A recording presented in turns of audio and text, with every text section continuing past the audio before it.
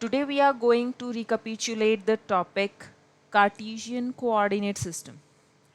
And in my upcoming videos, I will discuss other coordinate systems such as plane polar, cylindrical and spherical.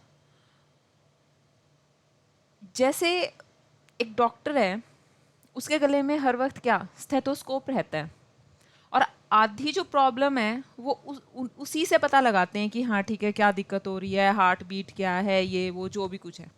उसी तरीके से जो ये coordinate systems हैं, ये एक फिज़िक्स के स्टूडेंट के लिए या कई अदर डिसिप्लिन्स हैं, जैसे मैथ्स हो गया, कई इंजीनियरिंग के ऐसे हैं, तो इसके अंदर कोई भी चीज़ हमें सॉल्व करनी है तो ये कोऑर्डिनेट सिस्टम जो हैं वो बहुत ही ज़्यादा हेल्पफुल रहते हैं। तो आज हम बिल्कुल बेसिक से स्टार्ट करेंगे, जो कि है हमारा कार्टेशियन कोऑर्डिनेट सिस्टम, जो हम बिल्कुल अपनी छोटी क्लासेस में करते थे। और इसके करने का मोटिव ये है कि जिस तरीके से हम इसके लिए चीज़ें डेराइव करेंगे तो वो हमें आगे ईजिली, जो हम स्फेरिकल करने वाले हैं, सिलेंड्रिकल करने वाले हैं, तो वो चीज़ें जो है वो हम बहुत ईजिली कर पाएंगे एक बार इससे गो थ्रू होने के बाद। बिल्कुल सिंपल चीज़ें हैं, सिर्फ एक बार रिवाइज कर लेते हैं। जैसे सबसे पहले है one dimension, Cartesian coordinate system. One dimension के अंदर एक नंबर लाइन, जस्ट सिंपल जो नंबर लाइन है वन डायमेंशन है। नंबर लाइन पे हम क्या करते हैं, एक ओरिजिन होता है हमारे पास, हम ओरिजिन लेते हैं, उसके इस साइड सारे पॉजिटिव रियल नंबर्स लिखते हैं, इस साइड नेगेटिव लिखते हैं, बस। तो इसकी जो डोमेन है वो क्या होती है, रियल नंबर्स की होती है। ये क्या डिनोट कर रहा है, रियल नंबर्स।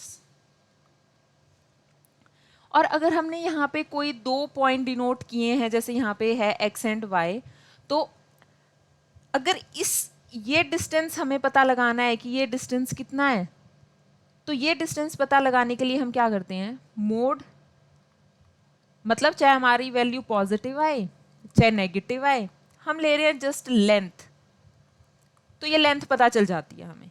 तो इसकी सीधी स्टडी ये है, यही इसका फिनोमिना है कि हाँ भाई आप ऐसे ऐसे करो, यहाँ दो पॉइंट्स लो, उनके बीच में डिफरेंस ऐसे पता चल जाएगा। तो ये वाली चीज़ है, ये वन डायमेंशन में है, जस्ट 1D, वन डायमेंशन की स्टडी के लिए नंबर लाइन है।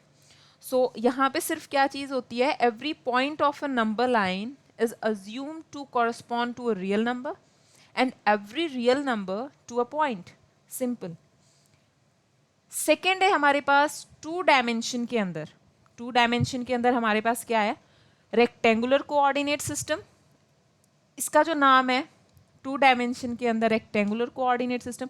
कई बार क्या होता है कि कई कॉम्पिटिटिव क्वेश्चंस आते हैं तो उसके अंदर सीधा क्या आएगा, रेक्टेंगुलर कोऑर्डिनेट सिस्टम, तो वो आपको खुद को समझना है।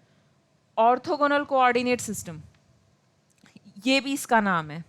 तो सिर्फ इसीलिए ये वीडियो बनाई है मैंने इतने सिंपल टॉपिक पे, कार्टेशियन कोऑर्डिनेट सिस्टम, जो आप जब थोड़ी सी आगे देखोगे तो शायद इसमें से कुछ हेल्पफुल निकल के आए आपके लिए।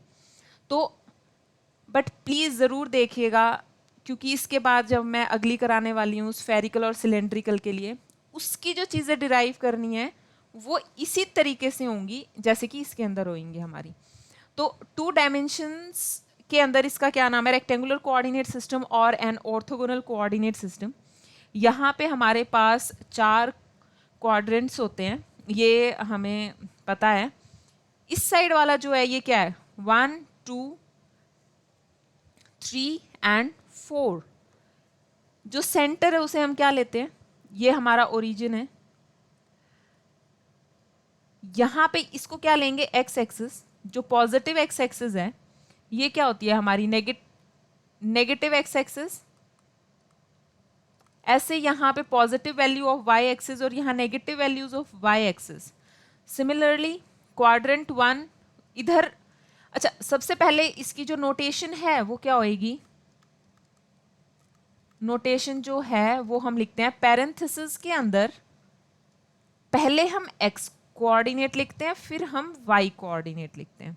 जैसे यहाँ लिखा हुआ है कि ये वाला जो पॉइंट है ये अगर ओरिजिन है तो ये पॉइंट 2 एंड 3 जो है वो एक्स एंड वाई को डिनोट करता है। तो यहाँ पे जो क्वाड्रेंट वन के अंदर क्या होगा, दोनों प्लस पॉजिटिव पॉजिटिव होते हैं।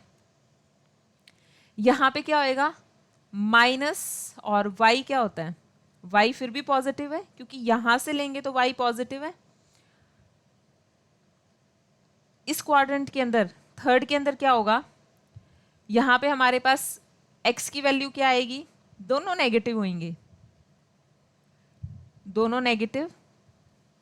और यहाँ पे देखो y एक्सिस पॉजिटिव होगा बट x एक्सिस पॉजिटिव होगा और y एक्सिस नेगेटिव होगा। तो यहाँ पे दोनों पॉजिटिव, यहाँ पे ये देखो ये वाली जो सारी टर्म्स आएंगी ये y के लिए भी नेगेटिव, x के लिए भी नेगेटिव। यहाँ पे देखो y के लिए negative but for x these terms will be positive. ठीक है, ये बहुत सिंपल सा कॉन्सेप्ट है, ये सबको ही पता है। इसके बाद जो सिंपल टर्म्स हैं, जैसे कि हम x एक्सिस जो है वो कैसी है, हॉरिजॉन्टल है। सो हॉरिजॉन्टल एक्सिस है, इसको हम एब्सिसा भी कहते हैं, एब्सिसा भी कहते हैं इसको हम। सेकंड हमारे पास है y एक्सिस जो कि एक वर्टिकल है, वर्टिकल लाइन है, और इसका नाम जो है वो क्या होता है, ordinate. So the ordinate refers to the vertical y-axis and the abscissa refers to the horizontal x-axis. अच्छा, एक बेसिक सी चीज़ और हम कर लेते हैं। एक्सिस जो है वो एक सिंगुलर टर्म है, तो इसमें भी कभी कंफ्यूज होने की ज़रूरत नहीं है। और जो अगर i की जगह e लग रहा है, a x e s, तो ये जस्ट प्लूरल है। जैसे हम कहते हैं x and y axis, just x axis, तो ये आ गया x एंड y एक्सिस, तो दीज आर प्लूरल। तो ये इन दोनों में बेसिक डिफरेंस यही है। अच्छा, नेक्स्ट हम चलते हैं। देखो इसका जो यूसेज है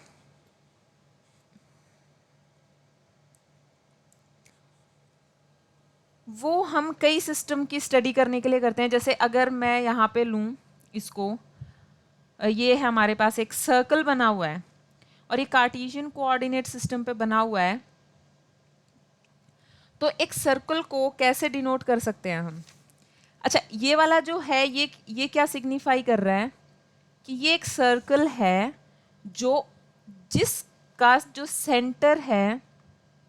जिसका जो सेंटर है वो ओरिजिन पे है, और जो इसका रेडियस है वो 2 है। यहाँ पे आपने स्केल कोई भी लिया हुआ है, मीटर सेंटीमीटर जो भी यूनिट है उस हिसाब से ये r इक्वल्स टू 2 को डिनोट कर रहा है।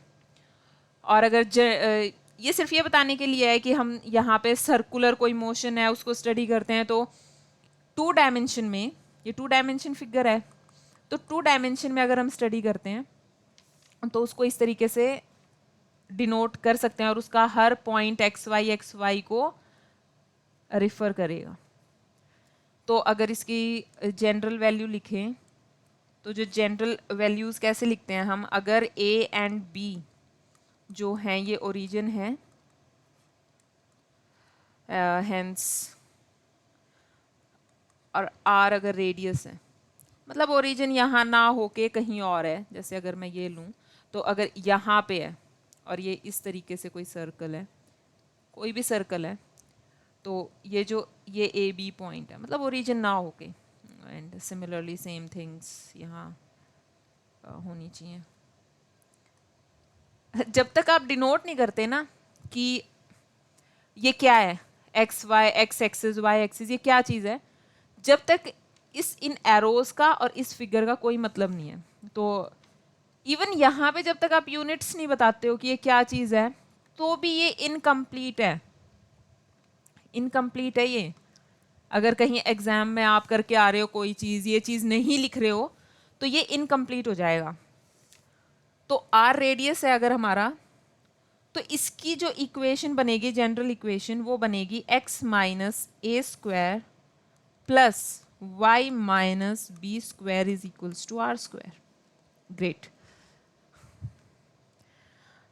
अच्छा, अगर हम डिस्टेंस निकालना चाहें, अच्छा ये याद रखना अभी हम 2 डायमेंशन में ही कर रहे हैं सब कुछ, तो 2 डायमेंशन में कर रहे हैं.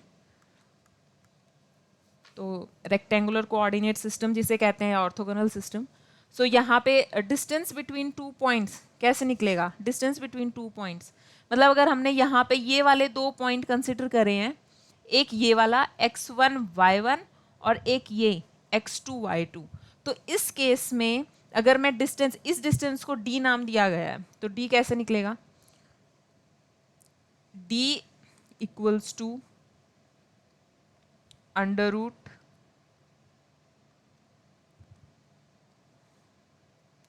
x2 minus x1 square plus y2 minus y1 square. ये पाइथागोरस थ्योरम से भी निकाल सकते हैं. ये एंगल 90 डिग्री है. अगर ये एंगल 90 डिग्री है तो क्या होता है? d का जो स्क्वायर है, पाइथागोरस थ्योरम से ही निकला है, तो d का जो स्क्वायर है वो क्या होगा? अगर इसको नाम a b दिया है और इसको अगर c दिया है तो क्या आएगा? d का square is equals to A B square plus B C square. तो यहाँ से d क्या आएगा? यही आएगा ना distance, under root of A B square plus B C square. So it's very easy. We are just recalling the concepts, nothing else. Even recall की भी ज़रूरत नहीं है कई बार, तो ये वाली जो चीज़ें तो हमारे जनरल रहती हैं. सो x2 minus x1 y2 minus y1, ये जो डिस्टेंस है, मतलब इधर इधर वाले x2 वाले कोऑर्डिनेट से अगर इसको सब्सट्रैक्ट करें तो ये चीज़ें आ जाएंगी. अच्छा, अब जो हमारा मेन है वो है 3 डायमेंशन में. सो 3 डायमेंशंस मतलब अगर यहाँ पे कोई पॉइंट हम P ले रहे हैं, अच्छा यहाँ पे जो एक चीज़ डिस्कस करनी रह गई है वो ये है, इसको एक वेक्टर फॉर्म में भी हम लिखते हैं. 2 डायमेंशन के अगर वेक्टर फॉर्म की बात की जाए, so in vector form what would be the equation? It is r is equals to x I cap plus y j cap, and when we have to calculate its length, then what we do is just add the square roots of x and y and under root it. एक हमारे पास जो term आती है वो है standard basis. ये quantum physics के अंदर हम इसका काफ़ी यूज़ करेंगे. स्टैंडर्ड बेसिस या वेक्टर फॉर्म ही है, तो उस बेसिस उसके अंदर हम क्या करते हैं कि जो हमारा आई यूनिट वेक्टर है उसको अगर हम मैट्रिक्स की फॉर्म में डिनोट करें तो वो हमेशा 1 एंड 0 का, मतलब x के लिए 1 एंड y के लिए 0, मतलब कोई भी चीज़ x डायरेक्शन में जा रही है. सिमिलरली अगर हम j यूनिट वेक्टर करें तो जो j है, j के लिए बेसिस क्या हो जाएंगे? 0 एंड 1. सिंपल. तो कई बार हमारे पास इस तरीके के क्वेश्चंस आते हैं, उसके अंदर सीधा हमें क्या करना है, स्टैंडर्ड बेसिस हमें पता होनी चाहिए उस चीज़ के. अगर 2 डायमेंशन में है तो ये लगेंगे i एंड j. तो मैट्रिक्स फॉर्म में जब प्रॉब्लम सॉल्व करनी होती है तो उसमें क्वेश्चन में ये नहीं दिया होता कि भाई हम खुद बताएं कि ये 2 डायमेंशन है, ये क्या है, तो खुद समझ के करना है उधर.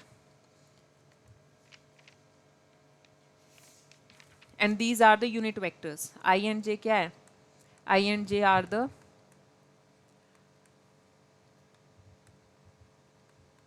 Are the unit vectors. अगर हम क्या कहते हैं कि अगर हम यूनिट वेक्टर का मैग्नीट्यूड लें तो क्या आएगा? हमेशा हम कहते हैं कि 1 आएगा. तो यूनिट वेक्टर अगर कहीं पे भी है उसका सिंपली मतलब ये है कि जिस भी चीज़ के बारे में हम स्टडी कर रहे हैं वो उस डायरेक्शन में जा रहा है. अगर आई यूनिट वेक्टर है मतलब वो एक्स डायरेक्शन में जा रहा है, सिर्फ ये मतलब है इसका. अगर जे में है, जे यूनिट वेक्टर है मतलब वो जे डायरेक्शन में जा रही है कोई भी चीज़. तो यूनिट वेक्टर सिर्फ अगर डायरेक्शंस के लिए बहुत ज़्यादा इंपॉर्टेंट है. Okay, next is our three dimensions. Three dimensions के अंदर अगर हम कोई पॉइंट P ले रहे हैं तो यहाँ से यहाँ तक की जो डिस्टेंस होगी यहाँ पे भी वो क्या है, यहाँ से यहाँ तक y कोऑर्डिनेट, ये x कोऑर्डिनेट, और ये जो है ये z कोऑर्डिनेट को बताता है. सो इसके लिए एक अगर सिंपल अगर इसके कोऑर्डिनेट्स को समझना है तो जो क्यूब है ना वो सबसे बेस्ट है. एक क्यूब के कोऑर्डिनेट्स लिखते हैं ना तो बहुत अच्छे से समझ में आता है.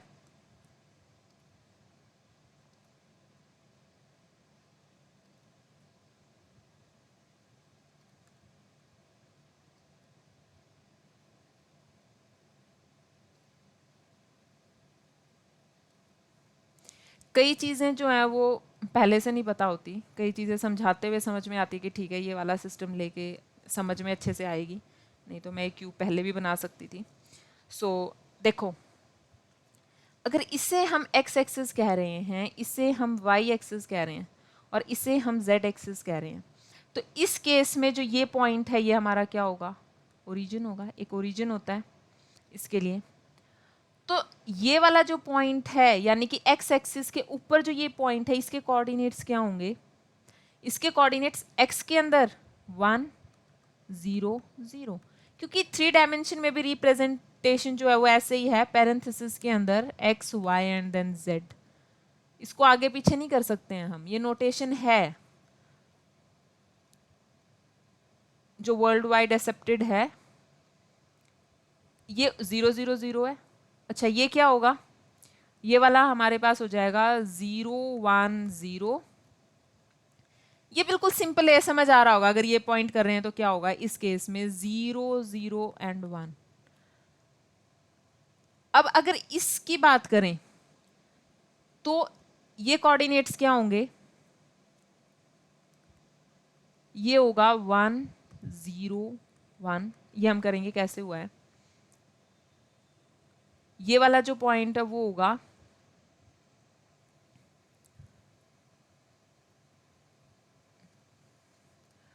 0 1 1, और जो ये वाला पॉइंट है ये होगा 1 1 0, और ये जो है ये पॉइंट ये है 1 1 1. मतलब अगर मैं इसको P कह रही हूँ तो ये वाली चीज़ अब आई है जो यहाँ पे है, ये है P. कोई पॉइंट P जो थर्ड डायमेंशन में निकल के आई है, तो ये x y and z.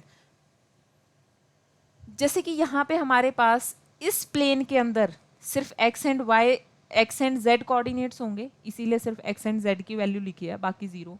y नहीं है, y जीरो है यहाँ पे, y की कोई वैल्यू नहीं है. सिमिलरली इनकी वैल्यूज ऐसे लिखी गई हैं यहाँ. तो ये देखो, ये समझ आ रहा होगा कि जो P पॉइंट है वो 1 1 1 कैसे है.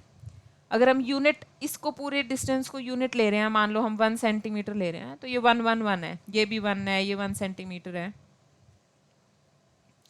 तो अगर हम यहाँ ले तो ऐसे ही, अगर इसको मैं लूँ 1 सेंटीमीटर, इसको यहाँ से लूँ 1 सेंटीमीटर, यहाँ से लूँ 1 सेंटीमीटर, तो जो ये वाला पॉइंट होगा ना ये स्पेस में है बीच में.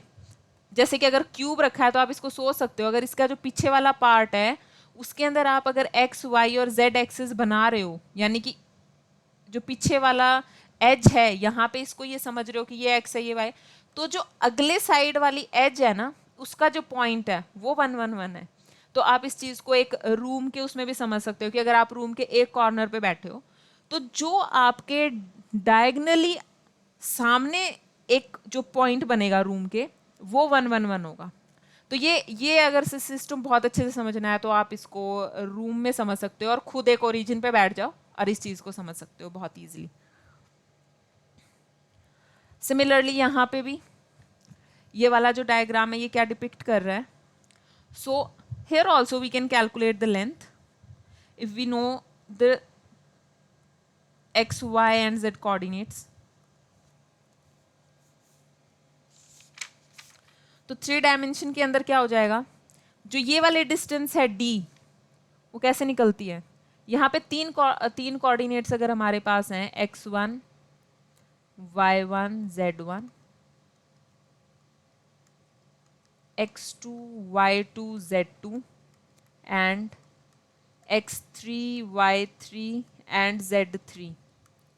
सो यहाँ पे जो डिस्टेंस है वो सेम उसी तरीके से निकलेगी, तो वो क्या आ जाएगी हमारे पास, x2 minus x1 square plus y2 minus y1 square plus z2 minus z1 square. तो यहाँ पे हम ये पॉइंट्स निकाल सकते हैं, ये डिस्टेंस निकाल सकते हैं। तो ये ट्राई करना, ये वैल्यू निकालने की।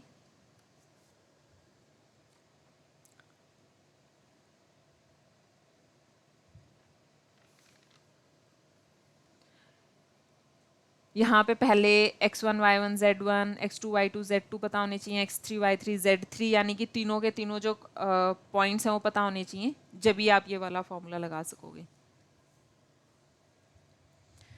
जैसे हमारे 2 डायमेंशन के अंदर होता था, क्वाड्रेंट्स होते थे, तो 2D में हम क्या कहते थे कि ये क्वाड्रेंट्स हैं। ऐसे ही 3 डायमेंशन के अंदर हमारे पास होते हैं octants. So could you please think about how many octants would be there in 3-dimension Cartesian coordinate system? कितने होंगे? ये बिल्कुल इजीली पता चल रहा है। देखो 4 ऊपर, यानी ये वाला जो स्पेस है इसके अंदर 1 2, दिस इज 1 2 3, और एक जो पीछे है ये 4। ऐसे यहाँ पे 5 6 7, और एक जो पीछे है 8। तो कितने ऑक्टेंट्स हो गए? 8 ऑक्टेंट्स हो गए। तो जैसे यहाँ पे हमारे पास 4 क्वाड्रेंट्स होते थे, ऐसे ही हमारे पास 8 ऑक्टेंट्स होते हैं किसके अंदर? 3 डायमेंशनल कार्टेशियन कोऑर्डिनेट सिस्टम के अंदर। अच्छा, इसका बेस्ट अगर हम इसको सोचना चाहें, इमेजिन करना चाहें, तो वो ऐसे होगा कि अगर आप यहाँ पे बैठे हो, यहाँ पे अगर आप बिल्कुल एक सेंटर पे बैठे हो, या एक वो वाला पॉइंट जो यहाँ पे भी रूम्स बने हुए हैं, अगर एक ऐसा सिस्टम लिया जाए, ये हो गया। और अगर इस पॉइंट को देखा जाए, 4 क्यूब लगा लो कि 4 क्यूब्स को आपने ऐड कर दिया। तो जब आप 4 क्यूब्स को ऐड करोगे और उसके बाद 4 क्यूब्स और आगे रख दोगे, यानी कि ये क्यूब्स पीछे रखे हैं तो 4 क्यूब्स और इसके आगे रख दो, तो जो वो बीच वाला पॉइंट बनेगा ना, वो ओरिजिन होगा। और इस पॉइंट से जब आप देखोगे तो 2 रूम यहाँ, 2 रूम सामने की तरफ होंगे। तो इस चीज को हम क्या कहेंगे कि यहाँ पे 4 क्वाड्रेंट्स बन गए। सो देखो, अगर ये वाला, अगर ये पॉइंट लें हम, ये ओरिजिन है, तो यहाँ पे अगर आप यहाँ पे बैठे हो बिल्कुल सेंटर पे, तो क्या होगा? एक क्यूब इस साइड, एक पीछे की तरफ, एक इस साइड और एक इस साइड। सिमिलरली नीचे भी ऐसे ही 4 पार्ट्स, 4 रूम दिखेंगे आपको। तो उस तरीके से ये ऑक्टेंट्स हो गए। तो ये बहुत अच्छे से यहाँ पे भी डिपिक्ट किया हुआ है। अच्छा, अब हम आ जाते हैं कि इसकी जो ओरिएंटेशन है वो हम किस तरीके से करते हैं।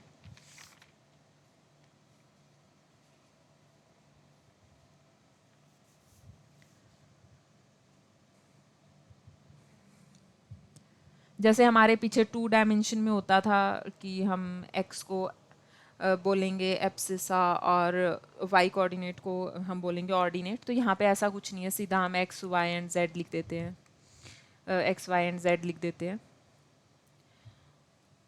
और प्लेन्स की बात करते हैं यहाँ पे हम। सो अगर हम प्लेन्स की बात करें तो प्लेन्स की बात करते हैं यहाँ पे, उस केस में एक्स वाई प्लेन हो जाएगा, एक एक्स वाई प्लेन हो जाएगा। जैसे ये वाला प्लेन है, ये एक्स वाई प्लेन हो गया, जैसे हमने यहाँ पे किया था। ये बहुत इजी, यहाँ से समझ आएगा अच्छे से। ये क्या है? नीचे वाला जो प्लेन है, यानी अगर ये रूम है और इसके इस कॉर्नर पे हम बैठे हैं, तो जो नीचे फ्लोर है ना, वो ये वाला है एक्स वाई प्लेन। जो दीवार हमें बिल्कुल सामने नज़र आ रही है, ये वाली, ये कौन से प्लेन में है?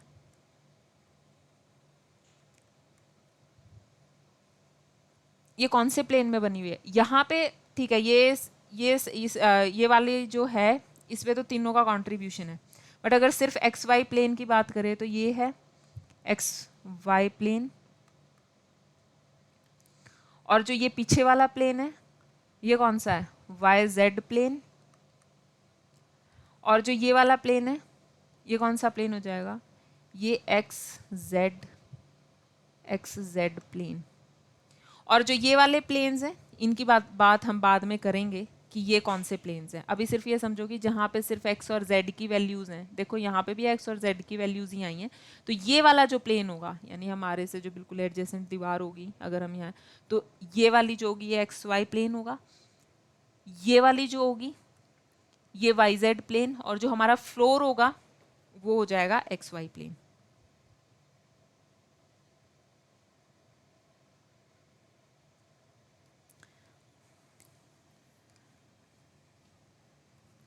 अब हम करते हैं कि कौन कौन सी ओरिएंटेशंस हैं जो पॉसिबल हैं। सो पॉसिबल ओरिएंटेशंस इन 3 डायमेंशन। तो अब बहुत ऐसे सिस्टम है जिसके अंदर हमें ये नहीं है कि हम किसी भी एक्सिस को एक्स ले रहे हैं, किसी को भी वाई ले रहे हैं, किसी को भी जेड ले रहे हैं, अपनी मर्जी से चल रहा है हमारा काम, ऐसे नहीं होता। इसके लिए भी प्री डिफाइंड रूल्स हैं, और वो रूल्स क्या हैं कि अगर ये सबसे ज़्यादा जो यूज़ होता है वो मैं बता रही हूँ, वो है राइट हैंड रूल। वो है हमारा right hand rule. So, if we curl the fingers represents a movement from first or x-axis to the second or y-axis, then the third or z-axis can point along either thumb. So, what does it mean? If we curl our finger,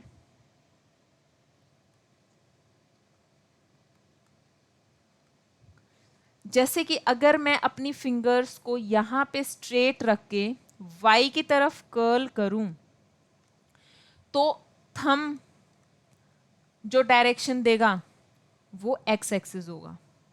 अगर x और y की बात करें तो अगर मैं अपनी fingers को इस तरीके से कर्ल करूं, और ये हमें पता भी है क्रॉस प्रोडक्ट से कि x क्रॉस y जो है वो क्या होता है? z।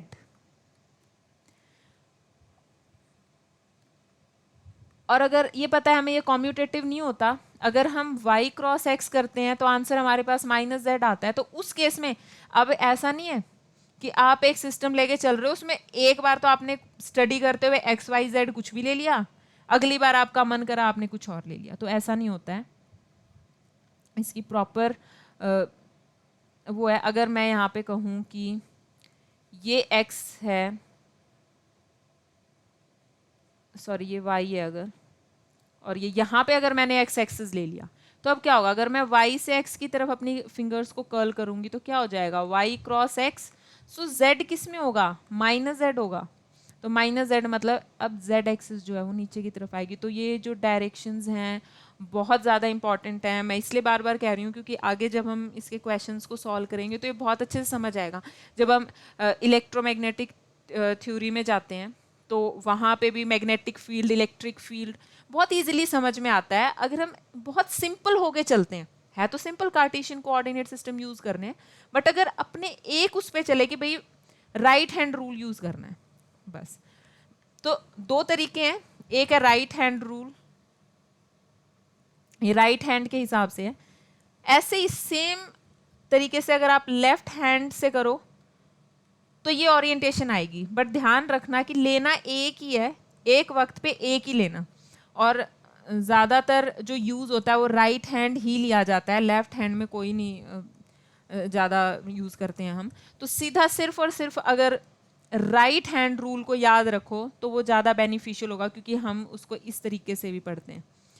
तो प्लीज़ मैं कहूँगी कि आप इसको राइट हैंड रूल के हिसाब से ही करें।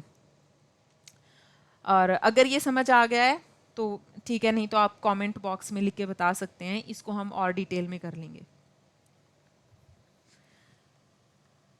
नेक्स्ट ये वही है प्लेन वाला सिस्टम, ये वाला जो प्लेन है, यहाँ पे y 0 है, x z प्लेन है, यहाँ पे x 0 है, y z प्लेन है, और ये ओरिजिन है हमारा, ये x and y and z axis. ये जस्ट रिप्रेजेंट करने के लिए मैंने यहाँ पे ये डायग्राम लिया था ताकि इजीली हमें समझ में आए 3 डायमेंशन के अंदर। मतलब अगर बहुत एक ऐसा एग्जाम्पल है, अगर ऊपर की छत ना हो, सामने की 2 दीवारें ना हो, सिर्फ अगर ये 3 खड़े कर दिए जाएं, फ्लोर और साइड में 2, तो ये रिप्रेजेंट करेगा एक्स जेड प्लेन। सिर्फ इजीली समझाने के लिए ऐसा एग्जाम्पल लिया है। So X Y plane and Y Z plane. Okay, next this is, next पे जाने से पहले एक बार इसका भी हम वेक्टर फॉर्म देख लेते हैं कि इसका वेक्टर फॉर्म क्या होगा। इसके अंदर vector form same, R position, ये क्या होता है position, it's a position vector, X I cap plus Y J cap plus Z K cap. यहाँ पे भी अगर आर का मैग्नीट्यूड निकालना है तो क्या आ जाएगा, X square plus Y square plus Z square. Okay, ये इसका मैग्नीट्यूड आ गया। सिमिलरली यहाँ पे भी जो स्टैंडर्ड बेसिस हैं वो कैसे लिखे जाते हैं, आई के लिए हो जाएगा सिंपल 1 0 0 3 डायमेंशन में, जे के लिए हो जाएगा 0 1 0 एंड के कैप के लिए हो जाएगा 0 0 एंड 1। सो आई थिंक ये आपको अच्छे से समझ आ गया होगा, और ये याद भी रखना है इस चीज़ को कि 3 डायमेंशन में ऐसा लिखेंगे। तो आगे जब हम क्वांटम मैकेनिक्स के क्वेश्चन सॉल्व करेंगे तो वहाँ पे ये बिल्कुल भी ऐसा नहीं लगना चाहिए कि ये कुछ अलग सी चीज़ आ गई है। स्टैंडर्ड बेसिस का मतलब है जस्ट उस डायरेक्शन में, यानी किसी भी क्वांटिटी के साथ आई ये लगा दिया या ये स्टैंडर्ड बेसिस लगा दी मैट्रिक्स में, इसका मतलब ये है कि उसकी वैल्यू एक्स डायरेक्शन में, इसकी वैल्यू वाई डायरेक्शन में, और इसकी वैल्यू अगर ये लगा दी तो जेड डायरेक्शन में। करेंगे हम इसे, बिल्कुल क्लियर होंगी ये चीज़ें, बट बस एक बार इन चीज़ों को अभी इतना ही दिमाग में डाल लो। नेक्स्ट है लाइन एलिमेंट। यहां से थोड़ा सा मैं कहूंगी कि इंपॉर्टेंट पार्ट स्टार्ट हो रहा है, तो क्योंकि इसी के बेसिस पे हम आगे डिराइव करने वाले हैं हमारे अगले कोऑर्डिनेट सिस्टम्स को। सो लाइन एलिमेंट क्या होगा,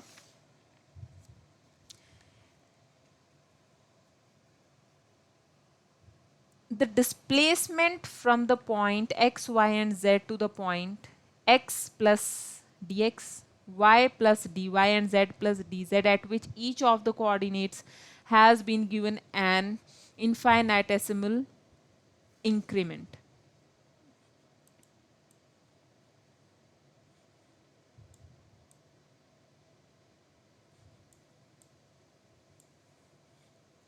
So let's get started for this.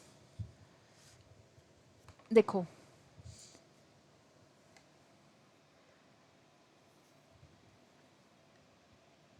एक छोटा सा, जैसे कि अगर हम कहते हैं कि ये हमारे पास कोई कर्व है 3 डायमेंशन में, 3 डायमेंशन में हमने कोई कर्व, इस कोई भी कर्व 3 डायमेंशन में है, वो ऐसे है, मतलब ये इस तरीके का पॉइंट है, जैसे मैंने कहा था अगर उस क्यूब के पी पॉइंट वाला, याद है वो पी पॉइंट, उसकी तरह ये वाला कर्व कहीं स्पेस में है, मतलब अगर रूम के एक कॉर्नर पे बैठे हैं तो जो डायगनल पे कहीं भी प्रेजेंट है, ये सोच लो कि अगर ये डायगनल है तो कहीं भी प्रेजेंट है उस केस में।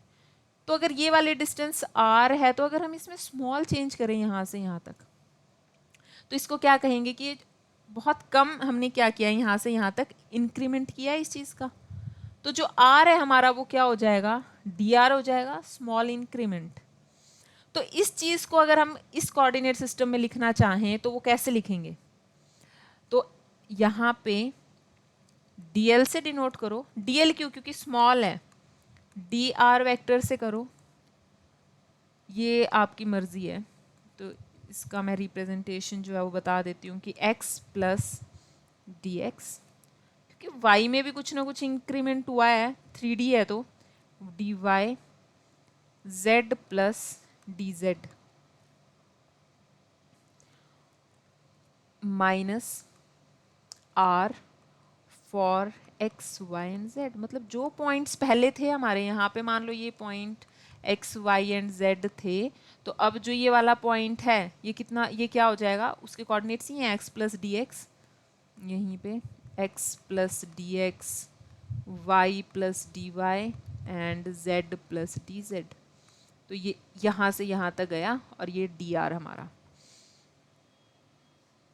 तो उस केस में इसकी जो वैल्यू है वो हमारे पास हो जाएगी D x I cap plus D Y J cap plus D Z K cap.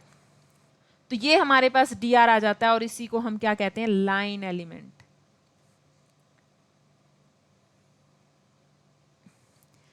Line element. अब देखो जैसे ये था, इधर समझने की कोशिश करते हैं इसको कि ये z डायरेक्शन में थी कोई भी चीज, यहाँ पे z में है ये, तो यहां से यहां तक का जो इंक्रीमेंट है वो dx i कैप है, यानी ये वाली चीज। प्लीज ध्यान से देखना इस चीज को और समझने की कोशिश करना कि ये dy जो है, ये देखो ये वाला dy है जो y डायरेक्शन में है, ऐसे अगर z में भी इंक्रीमेंट जो हो रहा है इसका वो dz है, तो ये हमारा लाइन एलिमेंट निकल के आएगा।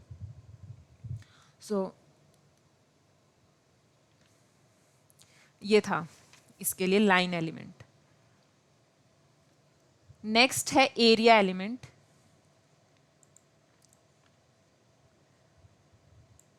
सो एरिया एलिमेंट के लिए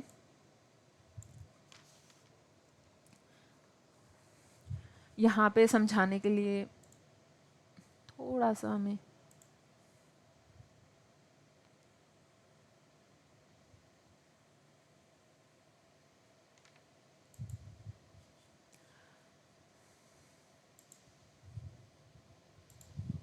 ओके फाइन।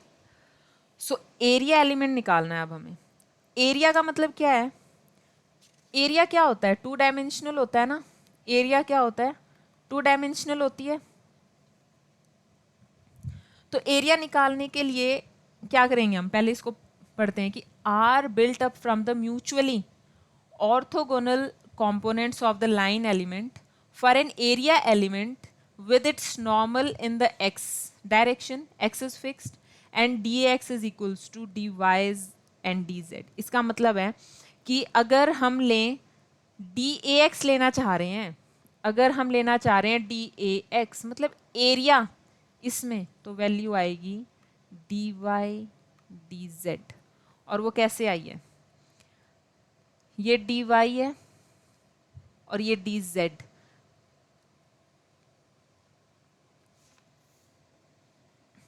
इसका मतलब है कि यहाँ पे x जो है वो फिक्स्ड वैल्यू है, एक फिक्स्ड वैल्यू कोई भी x की। तो जब हम इसका क्रॉस प्रोडक्ट करें डायरेक्शन निकालते वक्त, तो वो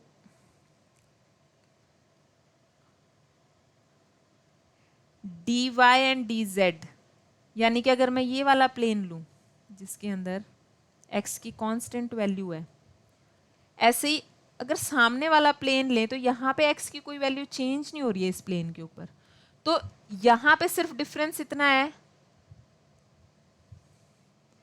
कि अगर मैं ये वाला पीछे वाला प्लेन लूं तो इस केस में x एक्सिस की जो डायरेक्शन है वो देखो क्या है, आगे की तरफ अगर प्लस x है तो पीछे की तरफ क्या होगी, माइनस x। तो पीछे सिर्फ पीछे की तरफ है तो माइनस x, और अगले इस प्लेन को डिफाइन करने के लिए क्या है, प्लस x। बस यही डिफरेंस है। तो प्लीज इसको समझने की कोशिश करो। सो डायरेक्शन कैसे निकाल लिया है हमें ये देखना है। सबसे पहले एरिया किसी भी चीज का कब निकलता है, जब हम किसी क्रॉस प्रोडक्ट से, क्रॉस प्रोडक्ट देखो वेक्टर पढ़ रहे हैं तो उस हिसाब से क्रॉस प्रोडक्ट यूज होगा टू डायमेंशन के लिए। अब देखो अगर मैं सिर्फ और सिर्फ इस आगे वाले प्लेन की बात करूं या फिर पीछे वाले प्लेन की बात करूं तो 2 डायमेंशनल ही हुआ ना वो तो, क्योंकि यहाँ पे x की कुछ नहीं है, यहाँ पे x कांस्टेंट है तो वेरिएबल तो रहा ही नहीं x। जैसे कि अगर ये वाला जो क्यूब हमने लिया है, ये क्यूब का आगे वाला पार्ट है, तो ओरिजिन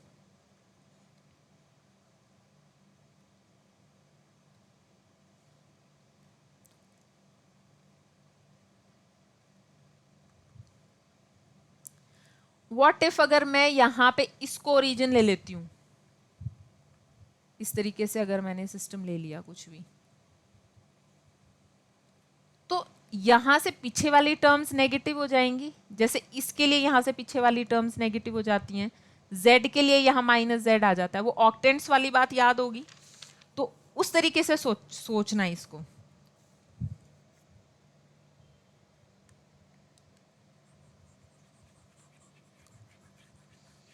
जो इसका एरिया एलिमेंट होगा वो क्रॉस प्रोडक्ट से आएगा, और क्रॉस प्रोडक्ट कैसे होगा, यहाँ पे अगर y एंड z दो क्वांटिटीज हैं तो देखो dy dz, और क्रॉस प्रोडक्ट से करके देख लो इसे, dy j cross dz k, तो j cross k simply dy dz j cross के, और j क्रॉस के का आंसर क्या होता है x, तो x डायरेक्शन में ही आएगा ना, dy dz। सो ये इसका एरिया एलिमेंट हो गया सिर्फ x डायरेक्शन के लिए। ऐसे ही y के लिए देखो, y के लिए जो ये वाला प्लेन होगा इस साइड,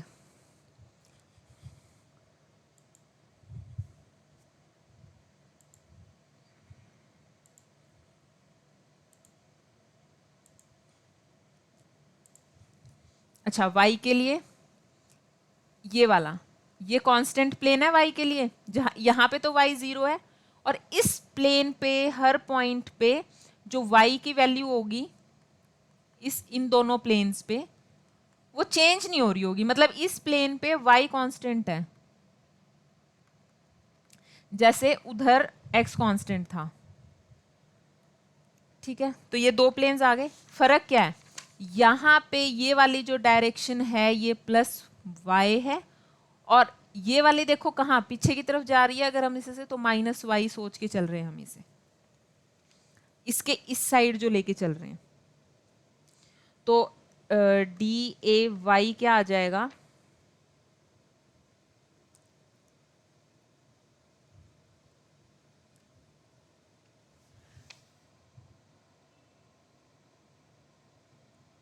DZ सॉरी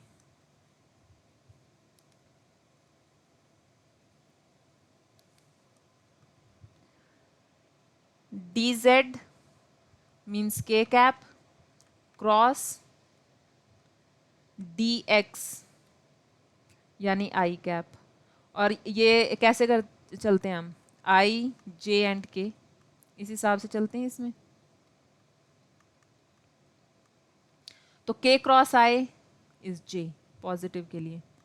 अगर ये आगे पीछे कर देते हो आप तो पता है -y आएगा। तो इन चीज़ों का बहुत ध्यान रखना है हमें न्यूमेरिकल्स करते हुए। तो ये हमारे पास आ गया dz dx k cross I, it means it is dz dx j cap. ऐसे ही अगर z के लिए करेंगे तो z के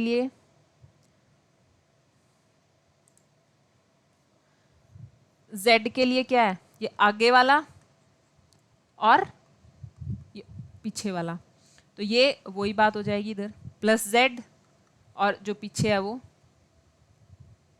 -z। सॉरी देखो z के लिए तो ये है ना, नॉर्मल ये है z के लिए, सॉरी ये बहुत ब्लंडर मिस्टेक किया मैंने।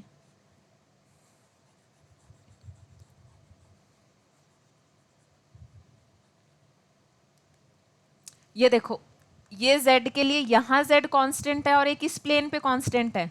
इन चीज़ों को सोचना, क्योंकि जब स्फेरिकल के लिए करेंगे तो r कांस्टेंट लेंगे, थीटा कांस्टेंट लेंगे, उसी हिसाब से इसको अगर प्लस z डायरेक्शन मान रहे हैं तो नीचे वाला क्या है -z डायरेक्शन।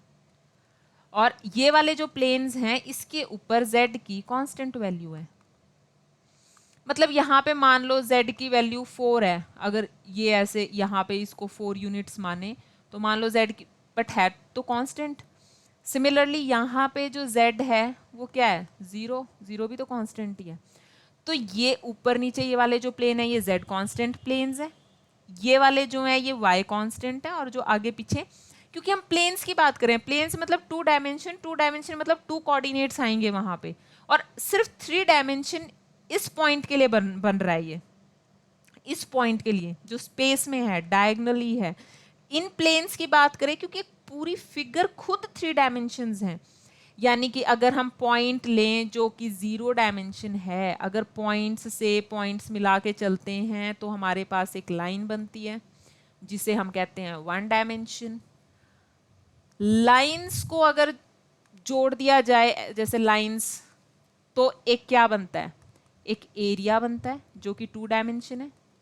ऐसे ही अगर एरियाज को जोड़ दिया जाए तो हमारे पास 3 डायमेंशन फिगर आती है। तो एरिया से 3 डायमेंशन फिगर बनेगी, लाइन से एरिया बनेगा, और पॉइंट्स से लाइन बनेगी। तो यानी 0 डायमेंशन से स्टार्ट करके 0D 1D 2D 3D इस तरीके से चलता है।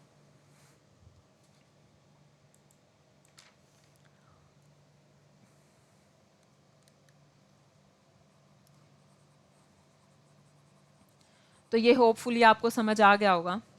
ये पूरा 3 डायमेंशनल है और ये एरियाज से बना है। तो अगर एरिया ले रहे हो और एरिया एक,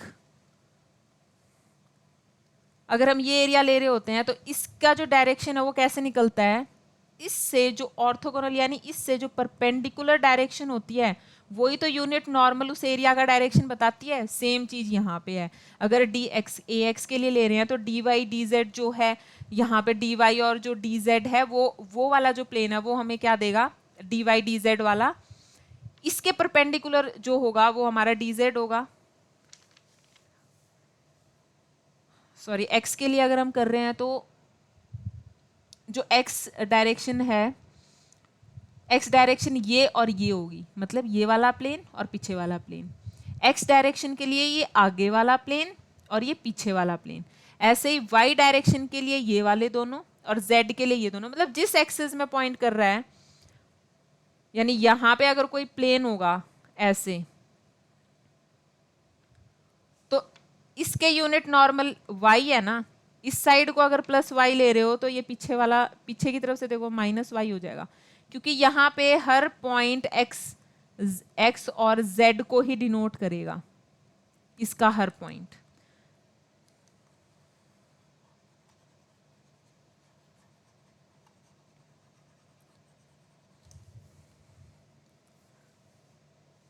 सो होपफुल ये समझ आ गया होगा। अब हम सिमिलरली डी जेड के लिए कर लेते हैं, डी ए जेड के लिए कर लेते हैं। एरिया जेड के लिए कौन कौन से होंगे एक्टिव, डी एक्स और डी वाई, यानी आई कैप क्रॉस डी, आप इसको भी आगे पीछे नहीं ले सकते हो, जे कैप, क्योंकि आप राइट हैंड रूल के हिसाब से चल रहे हो। तो डी एक्स डी वाई आई क्रॉस जे, यहां से देखो आई क्रॉस जे के आंसर आएगा, यानी डी एक्स डी वाई इन के डायरेक्शन। सो टोटल इसका लिखें डी ए टोटल, तो जो डी ए टोटल आएगा वो होगा D A X I cap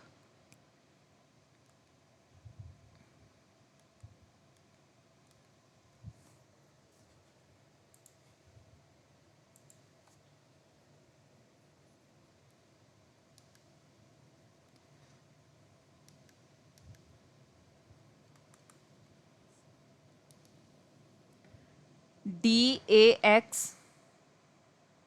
I cap plus D A Y J cap plus D A Z K cap.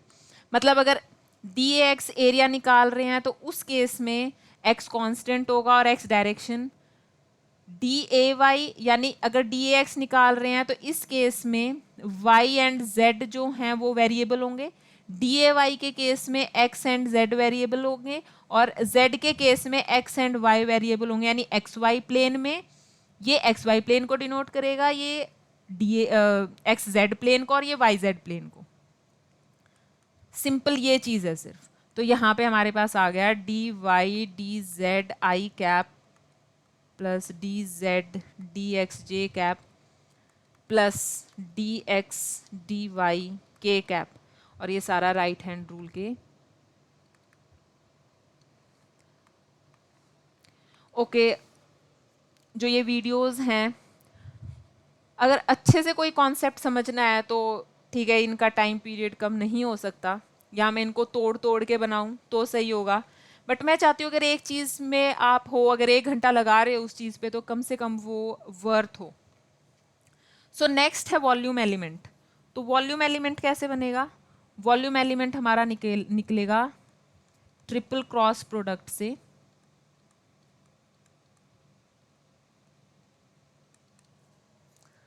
तो ये वाला जो पूरा है ये वॉल्यूम एलिमेंट है, ये एरिया एलिमेंट थे। सो ट्रिपल क्रॉस प्रोडक्ट जब हम लगाएंगे यहाँ, जैसे अगर एक एरिया एलिमेंट है, यानी कोई भी एरिया एलिमेंट है, अगर z वाले को मैं यहाँ से खींच के नीचे तक ले जाऊं और जो वो पाथ फॉलो करें, वो क्या बनाता चलेगा? एक वॉल्यूम। मैंने बताया ना 0 डायमेंशन से 1 डायमेंशन, 2 से 3, तो 2 से 3 बनाने की बात है यहाँ। So if the product of 3 orthogonal components of the line element, a volume element can be swept out by taking a small area element and moving it a small distance in the direction of its normal, and it can be computed as the triple vector product of the line elements component। समझ में आ रहा है ना कि ये जो orthogonal components हैं, इसको अगर पूरा एरिया से जोड़ जोड़ के तो वॉल्यूम बनेगा। तो एरिया यहाँ से यहाँ तक अगर मैं इस वाले पार्ट को खींच के लेके आऊँ, तो इसने क्या फॉलो किया? एक पाथ, ये पूरा पाथ फॉलो किया जिसने वॉल्यूम बनाया है। तो 3 डायमेंशन के अंदर। So triple product, according to triple product dv हमारे पास आ जाएगा dxi cap dot dyj cap cross dzk cap. Hence here dv is equals to dx dy dz। मतलब हम कई बार डायग्राम बनाते हैं ना कि हमने ये बनाया, वहाँ पे हमने एक छोटा सा वॉल्यूम एलिमेंट लिया क्यूब की फॉर्म में, वो यही होता है, छोटा सा वॉल्यूम एलिमेंट। ठीक है, तो वो कैसे बना है? देखो, इस पूरे वॉल्यूम एलिमेंट के अंदर हर चीज का वो है। अगर सिर्फ और सिर्फ अगर हम इस डायरेक्शन को लेते हैं तो हम कहेंगे कि dx चेंज हो रहा है, यहाँ dz चेंज हो रहा है। सॉरी, अगर इसको x y एंड z ले रहे हैं तो इसके अंदर, अगर इसके अंदर चेंज आ रहा है तो dx dy j कैप है ये। अगर यहाँ ये वाला पाथ लें तो ये क्या है? dz k कैप है। पीछे वाला इतना एलिमेंट अगर लाइन एलिमेंट ले रहे हैं तो क्या बनेगा? dx i कैप हो रहा है। ऐसे ही अगर वॉल्यूम लें तो अगर dz dx कर रहे हैं तो dy एरिया किसका बनेगा? da y का बनेगा। तो ऐसे ही वॉल्यूम एलिमेंट, ये पूरा का पूरा 3 डायमेंशनल स्पेस वॉल्यूम एलिमेंट बनाएगा। तो यहाँ से हमारे पास वो वॉल्यूम एलिमेंट आता है जो हम कहते हैं कि हमने एक छोटा सा लिया है, उसमें एक बहुत ही इनफाइनाइटेसिमल स्मॉल चेंज किया है। तो वो ये चेंजेस होते हैं जो हमारे कहाँ से बनते हैं? लाइन एलिमेंट, फिर एरिया एलिमेंट, फिर volume element. So thanks for watching my video. In next video we will study polar coordinates, and preceding videos will be of those spherical coordinate system and cylindrical coordinate system.